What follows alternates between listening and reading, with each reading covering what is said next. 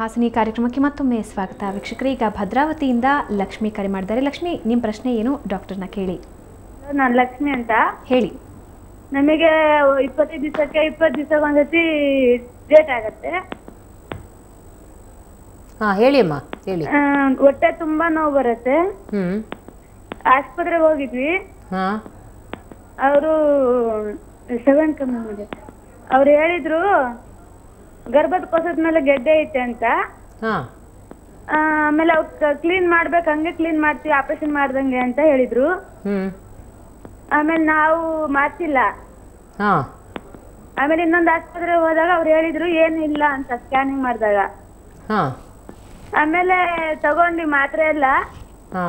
2 ತಿಂಗಳು 3 ತಿಂಗಳು ಅಷ್ಟೇ ನೋವು ಕಮ್ಮಿ ಆಯ್ತು. ಆಮೇಲೆ ಹಂಗೆ ನೋವ್ತಾ ಐತೆ. ಆಮೇಲೆ ಹಾಗೆ ನೋವ್ತಾ ಇದೆ. ಹಾಗೆ ನೋಡಮ್ಮ, ಇವಾಗ ನೀವು ಡಾಕ್ಟರ್ ಹತ್ರ ಹೋಗಿದ್ದೀರಾ? ಹೊಟ್ಟೆನಲ್ಲಿ ಗರ್ಭದ ಮೇಲೆ ಗಡ್ಡೆ ಇದೆ ಅಂತ ಹೇಳಿದ್ರಲ್ಲ ಮುಂಚೆ, ಅದೇನು ಅದು ಫೈಬ್ರಾಯ್ಡ್ ಅಂತ ಹೇಳಿದ್ರಾ? ಫೈಬ್ರಾಯ್ಡ್ ಅಂತ ಹೇಳಿದ್ರಮ್ಮ?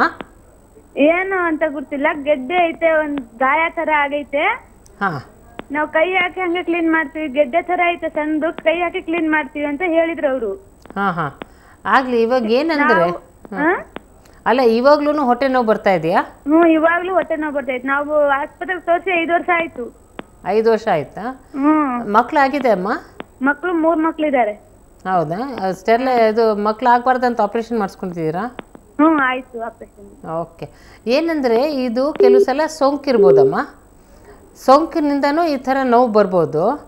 ಅದಕ್ಕೆ ನಿಮ್ಮದು ಬ್ಲಡ್ ಪಿಕ್ಚರ್ ನೋಡಬೇಕಾಗುತ್ತೆ. ನಿಮ್ಮದು ರೆಗ್ಯುಲರ್ ಪಿಕ್ಚರ್ ಏನಿರುತ್ತೆ, ಇದು total count, differential count, white blood cell count ಅಂತ, ಅದನ್ನ ತೋರಿಸಿದ್ರೆ ಅದರಲ್ಲಿ ಗೊತ್ತಾಗುತ್ತೆ.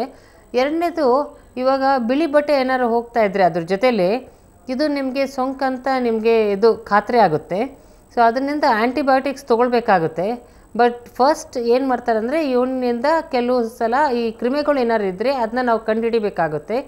ಅದಕ್ಕೆ ಯಾವುದು ಸೂಕ್ತ ಚಿಕಿತ್ಸೆ ಅಂತ ಅದು ಕಲ್ಚರ್ ಸೆನ್ಸಿಟಿವಿಟಿನಲ್ಲಿ ಕಾಣಿಸುತ್ತೆ. ಈ ಕ್ರಿಮಿಗಳನ್ನ ನಾಶ ಮಾಡೋದಕ್ಕೆ ಯಾವ ಔಷಧಿ ಕೊಡಬೇಕು ಅದನ್ನ ನಾವು ಕೊಡಬಹುದು. ಬಟ್ ಇದನ್ನ ನೀವು ಟೆಸ್ಟ್ ಮಾಡಿಸ್ಬೇಕಾಗತ್ತೆ ಡಾಕ್ಟರ್ ಹತ್ರ, ಅದನ್ನ ಔಷಧಿ ತೊಗೊಳಕ್ಕಿಂತ ಮುಂಚೆ. ಓಕೆ. ಈಗ ಬೆಂಗಳೂರಿಂದ ಸವಿತಾ ಕಾಲ್ ಮಾಡಿದ್ದಾರೆ. ಸವಿತಾ, ನಿಮ್ಮ ಪ್ರಶ್ನೆ ಏನು ಡಾಕ್ಟರ್ನ ಕೇಳಿ. ಹಲೋ ಹೇಳಿ. ಹಲೋ ಮೇಡಮ್, ನಮ್ಮ ಹೆಸರು ಸವಿತಾ ಅಂತ. ಹೇಳಿ ಅಮ್ಮ. ಮೇಡಮ್, ನಮ್ಮ ಮಗಳಿಗೆ ಈಗ ಜನವರಿಲಿ 5ನೇ ತಾರೀಕು ನೀರು ಹಾಕೊಂಡಿದ್ದಾಳೆ, ದೊಡ್ಡವಳಾಗಿದ್ದಾಳೆ. ಈಗ ಫೆಬ್ರವರಿ 15ಕ್ಕೆ 5ನೇ ತಾರೀಕು ಆದ್ಮೇಲೆ ಫೆಬ್ರವರಿ ಅವಳಾದಾಗ ಆಗ್ಲಿಲ್ಲ, ಬ್ಲೀಡಿಂಗ್ ಸ್ವಲ್ಪ 1-3 ದಿನ ಆಯ್ತು ಅಷ್ಟೇ. ಆಗಲಿ ಬಿಡಿ. ಏನಂದರೆ ಇವಾಗ ಫಸ್ಟ್ ಟೈಮ್ ಆದ ನಂತರ ಕೆಲವು ಸಲ 1 ವರ್ಷ ಬೇಕಾಗುತ್ತಮ್ಮ ಅದು ಪೀರಿಯಡ್ಸ್ನೆಲ್ಲ ಒಂದು ಸ್ವಲ್ಪ ಸ್ಟೇಬಿಲೈಸ್ ಆಗೋದಕ್ಕೆ. ಸೊ ಅದರಿಂದ ಕೆಲವು ಸಲ 2 ತಿಂಗಳ 3 ತಿಂಗಳಿಗೆ ಒಂದೊಂದು ಸಲ ಆಗ್ಬೋದು, ಅಥವಾ ಈವನ್ 6 ತಿಂಗಳಿಗೂ ಒಂದು ಸಲ ಆಗಬಹುದು. ಸೊ ಅದರಿಂದ ನೀವು ಅದಕ್ಕೆ ಭಯ ಬಿಡೋದಕ್ಕೇನು ಕಾರಣ ಇಲ್ಲ. ವೇಟ್ ಮಾಡಿ. ಇನ್ನೂ ಅಷ್ಟು ಒಂದು ಸ್ವಲ್ಪ ನಿಮಗೆ ಮನಸ್ಸಿಗೆ ಇದು ಆಗಲ್ಲ, ವೇಟ್ ಮಾಡೋಕ್ಕಾಗಲ್ಲ ಅಂತಂದರೆ ಒಂದು ಸ್ಕ್ಯಾನ್ ಮಾಡಿಸಿ. ಸ್ಕ್ಯಾನ್ನಲ್ಲಿ ನಿಮಗೆ ಗೊತ್ತಾಗುತ್ತೆ ಎಲ್ಲ ಸರಿ ಇದೆಯಾ ಇಲ್ಲ ಅಂತ. ಸೊ ಈಗಲೇ ಅವ್ರಿಗೆ ಔಷಧಿ ಕೊಡೋದು ಬೇಡ. ಈಗ ತಾನೇ ಅವಳು ಇವಾಗ ಶುರು ಆಗಿರೋದ್ರಿಂದ 1 ವರ್ಷದ ತನಕ ನೀವು ಕಾಯ್ಬೋದು. ಓಕೆ. ಈಗ ಬೆಂಗಳೂರಿಂದ ಅನುಷಾ ಕರೆ ಮಾಡಿದ್ದಾರೆ. ಅನುಷಾ, ನಿಮ್ಮ ಪ್ರಶ್ನೆ ಏನು ಡಾಕ್ಟರ್ನ ಕೇಳಿ. ಮೇಡಮ್ ನಮಸ್ತೆ, ನನ್ನ ಹೆಸರು ಅನುಷಾ ಅಂತ. ನಮಸ್ಕಾರ, ಹೇಳಿಮ್ಮ. ಮೇಡಮ್, ನಾನು ಆಕ್ಚುಲಿ ನನ್ನ ಮದುವೆ ಆಗಿ 1.25 ವರ್ಷ ಆಯ್ತು ಮ್ಯಾಮ್. ಅಂದ್ರೆ ಇನ್ನೂ ಮಕ್ಕಳು ಏನು ಪ್ರೆಗ್ನೆಂಟ್ ಆಗಿಲ್ಲ ಮ್ಯಾಮ್. ಮ್ಯಾಮ್, ಈಗ ಚೆಕಪ್ ಮಾಡಿಸ್ದೆ, ಸ್ಕ್ಯಾನಿಂಗ್ ನೀವು ಹೇಳ್ದಾಗೆ ಸ್ಕ್ಯಾನಿಂಗ್ ಎಲ್ಲ ಮಾಡಿಸ್ದೆ ಮ್ಯಾಮ್. ಏನು ತೊಂದರೆ ಇಲ್ಲ ಅಂತ ಹೇಳಿದ್ರು. ಮತ್ತೆ ನಮ್ಮ ಹಸ್ಬೆಂಡ್ ಕೂಡ ಸೆಮೆನ್ ಇದೆಲ್ಲ ತಗೊಂಡು ಅದನ್ನ ಎಲ್ಲ ಟೆಸ್ಟ್ ಮಾಡಿದ್ರು, ಯಾವ್ದೇ ತರಹದ ಪ್ರಾಬ್ಲಮ್ ಇಲ್ಲ ಅಂತ ಹೇಳಿದ್ರು. ಮ್ಯಾಮ್, ನನ್ಗೆ ಏನಂದ್ರೆ ಸ್ವಲ್ಪ ಹೊಟ್ಟೆ ಬೊಜ್ಜು ಸ್ವಲ್ಪ ಹೆಚ್ಚಾಗಿದೆ. ಸ್ವಲ್ಪ ಅಂದ್ರೆ ಅಷ್ಟು ಸ್ವಲ್ಪ ಇದೆ. ಸೊ ಅದರಿಂದ ಏನಾದ್ರೂ ಇದಕ್ಕೆ ಏನಾದ್ರೂ ತೊಂದರೆ ಇದ್ರೆ ಡೈಲಿ ಎಕ್ಸರ್ಸೈಸಸ್ ಎಲ್ಲ ಮಾಡ್ತಾ ಇದ್ದೀನಿ ಮ್ಯಾಮ್ ಇವಾಗ. ಅದ್ರಿಂದ ಏನಾದ್ರು ತೊಂದ್ರೆ, ಮತ್ತೆ ಸ್ವಲ್ಪ ದಿನ ಆದ್ಮೇಲೆ ಏನೋ HST ಟೆಸ್ಟ್ ಅಂತ ಮಾಡ್ತೀವಿ ಅಂತ, ಏನಾದ್ರು ಆ ಟ್ಯೂಬ್ ಬ್ಲಾಕ್ ಆಗಿದ್ಯಾ ಏನು ಅಂತ ಪರೀಕ್ಷೆ ಮಾಡ್ತೀವಿ ಅಂತ ಹೇಳಿದ್ದಾರೆ ಮೇಡಮ್. ಅದೇನಾದ್ರೂ ತೊಂದರೆ ಇದೆಯಾ ಅಂತ ನಿಮ್ಮ ಹತ್ರ ಕೇಳೋಣ ಅಂತ. ಇವಾಗ ನೋಡಮ್ಮ, ಇವಾಗ ಮಕ್ಕಳು ಆಗದೆ ಇರೋದಕ್ಕೆ ಕಾರಣಗಳು ಎಷ್ಟೋ ಇರುತ್ತೆ. ಒಂದು ಪೀರಿಯಡ್ಸ್ ರೆಗ್ಯುಲರ್ ಇದ್ರೂ ಕೆಲವು ಸಲ ಅಂಡಾಣುಗಳು ಬಿಡುಗಡೆ ಆಗುತ್ತೋ ಇಲ್ಲೋ ಪ್ರತಿಯೊಂದು ಸೈಕಲ್ನಲ್ಲಿ ಹೇಳೋಕ್ಕಾಗಲ್ಲ. ಮತ್ತು ವೀರ್ಯದಲ್ಲಿ ವೀರ್ಯಾಣುಗಳು ಸರಿ ಇದೆ ಅಂತ ಹೇಳಿರ್ಬೋದು, ಕೆಲವು ಸಲ ಸೋಂಕಿರ್ಬೋದು, ಅದರಿಂದನೂ ಆಗಿರಲ್ಲ. ಮತ್ತು ಗರ್ಭನಾಳ ಟೆಸ್ಟ್ ಮಾಡಬೇಕಾದ್ರೆ ನೀವು HSG ಅಂತ ಹೇಳಿದ್ರಲ್ಲ, ಆ ಟೆಸ್ಟ್ನಲ್ಲಿ ಗರ್ಭನಾಳ ಟೆಸ್ಟ್ ಮಾಡ್ತಾರೆ, ಅದು ಗರ್ಭನಾಳ ತೆಗೆದುಕೊಂಡಿದೆಯಾ ಇಲ್ಲ ಅಂತ. ಸೊ ಇದು ವೆರಿ ಬೇಸಿಕ್ ಟೆಸ್ಟ್ ಅಂತಲೇ ಹೇಳ್ಬೋದು.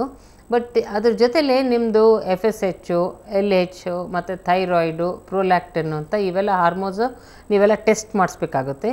ಇದರೆಲ್ಲ ನೋಡಿದ ನಂತರ ಆಮೇಲೆ ನಿಮ್ಗೆ ಹೇಳೋಕ್ಕಾಗುತ್ತೆ ಯಾಕೆ ನಿಮಗೆ ಇನ್ನೂ ಮಗು ಆಗಲ್ಲ ಅಂತ. ಬಟ್ ನೀವು ಏನು ಮಾಡ್ತಾಯಿದ್ದೀರಾ ಇವಾಗ ಸರಿ, ಯಾಕಂದರೆ ಎಕ್ಸಸೈಸ್ ಮಾಡಬೇಕಾಗುತ್ತೆ ಮತ್ತು ಈ ಜಿಡ್ಡಿನ ಪದಾರ್ಥ ತಿನ್ನೋದು ಕಮ್ಮಿ ಮಾಡಬೇಕಾಗುತ್ತೆ. ಎಕ್ಸಸೈಸ್ ರೆಗ್ಯುಲರ್ ಆಗಿದ್ಬಿಟ್ಟು ಆದಷ್ಟು ಬೊಜ್ಜನ್ನ ಕಮ್ಮಿ ಮಾಡೋಕ್ಕೆ ಹೋಗಿ. ಬಾಕಿದೆಲ್ಲ ಸರಿ ಇದ್ದರೆ ಮತ್ತು ಫಾಲಿಕ್ಯುಲರ್ ಸ್ಕ್ಯಾನ್ ಮಾಡಿಬಿಟ್ಟು ಅಂಡಾಣುಗಳ ಬಿಡುಗಡೆ ಸಮಯದಲ್ಲಿ ಜೊತೆ ಸೇರಿದರೆ ನಿಮ್ಮ ಚಾನ್ಸಸ್ ಹೆಚ್ಚಾಗುತ್ತೆ. ಓಕೆ, ಈಗ ನಮ್ಮ ಲಾಸ್ಟ್ ಕಾಲರ್ ಬೆಂಗಳೂರಿಂದ ದಿವ್ಯಾ ಕಾಲ್ ಮಾಡಿದ್ದಾರೆ. ದಿವ್ಯಾ, ನಿಮ್ಮ ಪ್ರಶ್ನೆ ಏನು ಡಾಕ್ಟರ್ನ ಕೇಳಿ. ಹಲೋ, ನಮಸ್ತೆ ಮೇಡಮ್. ನಮಸ್ಕಾರಮ್ಮ. ಹಾಂ, ನಾನು ದಿವ್ಯಾ ಅಂತ. ನನಗೀಗ 5 ತಿಂಗಳು ಪ್ರೆಗ್ನೆಂಟ್ ಇದ್ದೀನಿ. ಅದೇ 3.5 ತಿಂಗಳು ಇರೋಷ್ಟೊತ್ತಿಗೆ ನಂಗೆ ಹಲ್ಲು ನೋವು ಶುರುವಾಗ್ಬಿಟ್ಟಿತ್ತು ಮೇಡಮ್. ಅದು ರೂಟ್ ಕೆನಾಲ್ ಮಾಡಲೇಬೇಕು ಅಂತ ಅಂದರು. ಅದು ಸ್ವಲ್ಪ ಸ್ವೆಲ್ಲಿಂಗ್ ಬಂದಿದ್ರಿಂದ ಅಂದ್ರೆ ಆಂಟಿಬಯೋಟಿಕ್ ಟ್ಯಾಬ್ಲೆಟ್ ತಗೊಂಡಿದ್ದೆ. ಅದರಿಂದ ಮಗುಗೆ ಏನಾರು ತೊಂದರೆ ಆಗತ್ತಾ?